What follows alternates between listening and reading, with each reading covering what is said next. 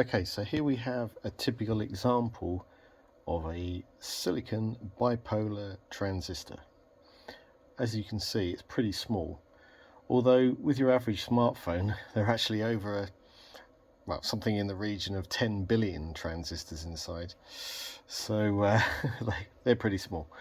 So transistor really is the bedrock of electronics. It's in pretty much every device you use. The main use of transistors are to act as an electrical amplifier or a switch. Here we are looking at the basics of how it acts as a switch. The purpose of this is to encourage you to build it yourself. You can learn an awful lot by being hands-on. Okay, so here we are. We have a collection of bits and bobs here to show you the basics of how a transistor can act as a switch.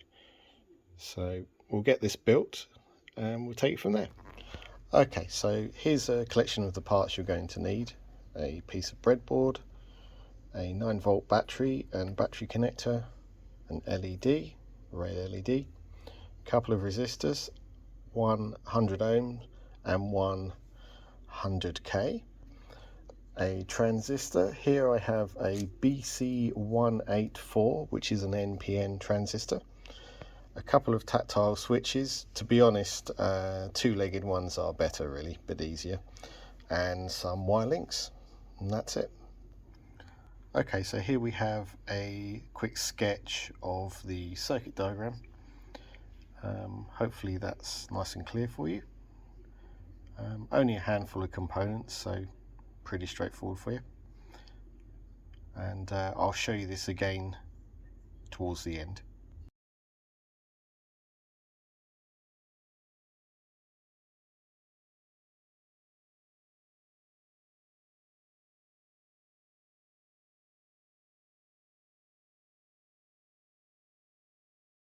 Okay, so here we have our setup.